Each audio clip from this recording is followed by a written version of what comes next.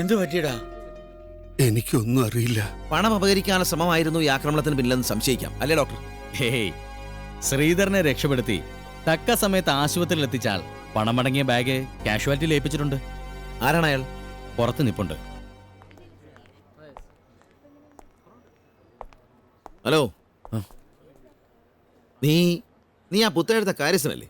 അതെ, പക്ഷേ കിഴക്കെടുത്ത സാറിനെ രക്ഷിച്ചതും ഇവിടെ കൊണ്ടുവന്ന് ബ്ലഡ് കൊടുത്ത് സഹായിച്ചതും ഞാനല്ല. പിന്നെ പുത്തേഴത്തെ ജയശങ്കർ സാറാണ്. അഡ്വക്കേറ്റ് ജയശങ്കറോ? അതെ.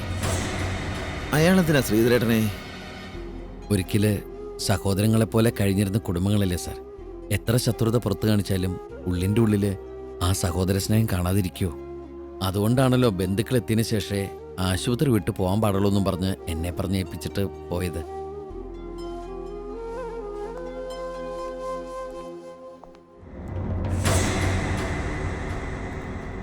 സാർ, എനിക്കൊരു കാര്യം പറയാനുണ്ടായിരുന്നു. പുത്തേഴത്തെ ശങ്കരൻ നായർ സാർ പറഞ്ഞേൽപ്പിച്ചതാ. 2 കുടുംബങ്ങൾ ഒന്നിച്ചിന്ന് പണി കഴിപ്പിച്ച് പ്രതിഷ്ഠ നടത്തിയ ഭഗവതി ക്ഷേത്രം പൂജാതി കർമ്മങ്ങളില്ലാതെ കിടക്കാൻ തുടങ്ങിയിട്ട് വർഷങ്ങളായി. 2 വീട്ടിലും അസ്വസ്ഥതകളും പ്രശ്നങ്ങളും. ഭഗവതിയുടെ കോപാണെന്ന പുത്തേഴത്തെ ശങ്കരൻ നായർ സാറ് പ്രശ്നം വെച്ച് പറയാൻ കഴിഞ്ഞത്. വരുന്ന കാർത്തികേടന്ന് വാര്യർ സാറിനോടൊപ്പം ഭഗവതിക്കൊരു സന്ധ്യാദീപം തെളിയിക്കണമെന്ന് അദ്ദേഹത്തിന് താല്പര്യമുണ്ട്. അങ്ങയുടെ മനസ്സിലുണ്ടായിരുന്ന എല്ലാ വിദ്വേഷങ്ങളും മറന്ന് ഭഗവതിയുടെ കാര്യത്തിന് ഒരുമിക്കാമോ എന്ന് അദ്ദേഹം ചോദിച്ചു. മറുപടി ഉടനെ പറയണ്ട, ആലോചിച്ച് തീരുമാനിച്ചിട്ട് മതി. എന്തായാലും അദ്ദേഹം അമ്പലനടയിൽ സാറിന് വേണ്ടി കാത്തിക്കും. വരട്ടെ സാർ.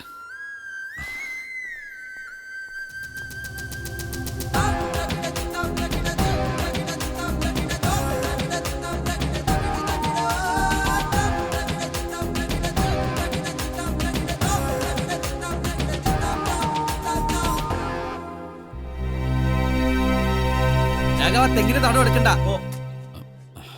അപ്പുറത്തെ വീട്ടിലെ വാര്യർ സാറിനെ ഞാൻ വഴിയിൽ വെച്ച് കണ്ടിരുന്നു. വാര്യർ സാറ് നിങ്ങൾ തമ്മിലുണ്ടായ പഴയ സൗഹൃദത്തിന്റെ കഥകള് ഓരോന്നോരോന്നായി പറയുന്ന കേട്ടപ്പോ എന്റെ കണ്ണ് നിറഞ്ഞുപോയി. ഇപ്പോഴും ആ മനസ്സ് നിറയെ സാറിനോടുള്ള സ്നേഹ. വരുന്ന കാർത്തികേടന്ന് ഭഗവതിയുടെ മുമ്പില് ഒരുമിച്ച് നിന്ന് സന്ധ്യാദീപം തെളിയിക്കാൻ വരുമോ എന്നദ്ദേഹം ചോദിക്കാൻ പറഞ്ഞു. ആലോചിച്ച് തീരുമാനിച്ചാൽ മതി. എന്തായാലും അമ്പലനടയിലെ വാര്യസാർ കാത്തേക്കും പഴയ കൂട്ടുകാരന് വേണ്ടി.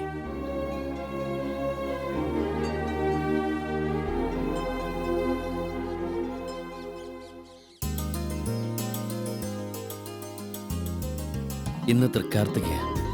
എൻ്റെ ഇതുവരെയുള്ള ശ്രമങ്ങൾ പാഴായില്ലെങ്കിൽ പുത്തേഴത്തെ ശങ്കരൻ നായരും കിഴക്കേടത്തെ കൃഷ്ണവാരും കൂടി കാർത്തിക ദീപം തെളിയിക്കാൻ ഈ അമ്പലമുറ്റത്തെത്തും. ഞാൻ കാരണം പിരിഞ്ഞുപോയ ആ സുഹൃത്തുക്കൾ വീണ്ടും ഒരുമിക്കുന്ന മുഹൂർത്തം നേരിൽ കാണാനുള്ള അവസരം നീ ഉണ്ടാക്കി നിറഞ്ഞ സന്തോഷത്തോടെ പുറപ്പെട്ടതാ ഞാൻ. അവര് വരാതിരിക്കോടാ. വരാതിരുന്ന ഞാൻ തോറ്റു. പുത്തേഴത്തെ കാറാണല്ലോ.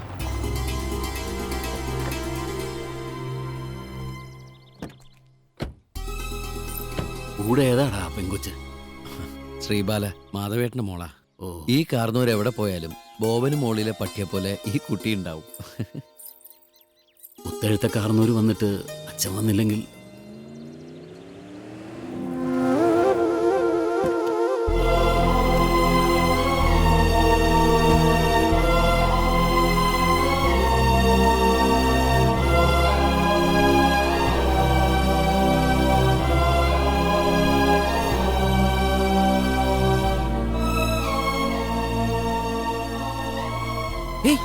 അച്ഛനെങ്ങോട്ടാ? ഞാൻ എൻ്റെ അച്ഛനെ ശരിക്കൊന്നും കണ്ടോട്ടേടാ. അച്ഛൻ അച്ഛൻ്റെ അച്ഛനെ കണ്ടോ? അച്ഛൻ്റെ അച്ഛൻ അച്ഛനെ കണ്ടാ കുഴപ്പാ. എന്താച്ചാ കണ്ടില്ലേ, 2 പേരും അംബാനി സഹോദരന്മാരെ പോലെ കൊമ്പ് കോർക്കാൻ നിൽക്കണത്. ഇനിയാണ് എന്റെ റോള്. അച്ഛനോട് നിൽക്കുക.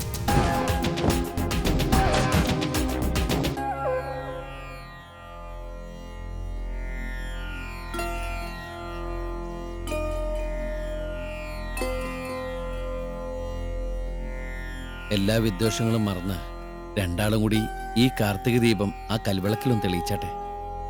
ആ.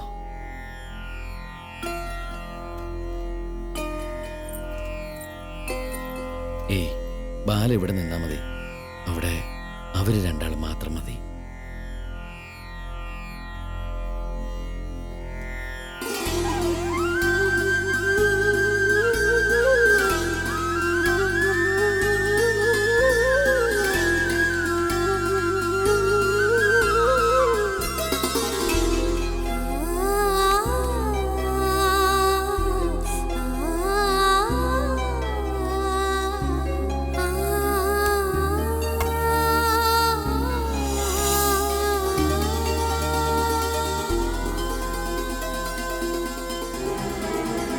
ശരിക്കും നിങ്ങൾ ആരാ?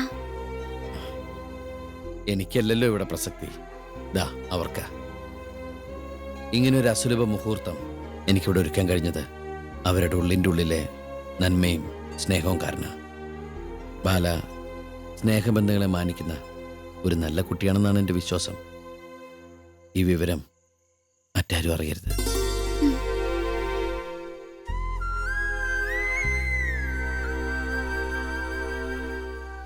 ആ ഞാൻ വരട്ടെടാ ബാലരെ.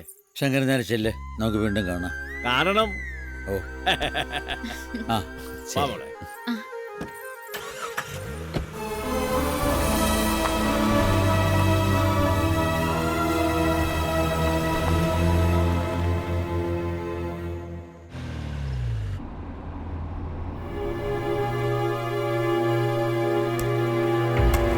ഡ്രൈവർ വണ്ടി തിരിക്കേ. ഓ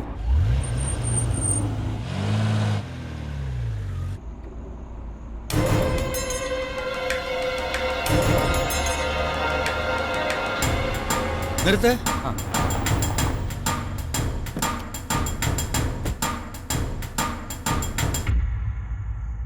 ഇപ്പം എനിക്ക് പ്രതീക്ഷയുണ്ട് ഈ രണ്ട് കുടുംബങ്ങളെ ഒന്നിപ്പിക്കാൻ കഴിയുമെന്ന്. തൃപ്തിയായില്ല എനിക്ക്. നിന്നെപ്പോലൊരു മകന് ജന്മം നൽകിയ ഞാനാണ് ഈ ലോകത്തെ ഏറ്റവും വലിയ ഭാഗ്യവാൻ.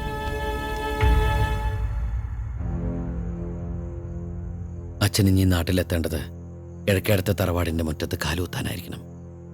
ഭഗവതിയുടെ കടാക്ഷം കൊണ്ട് നമുക്ക് സാധിക്കച്ച. ശരി, ഞാൻ പോയിട്ട് വരാം.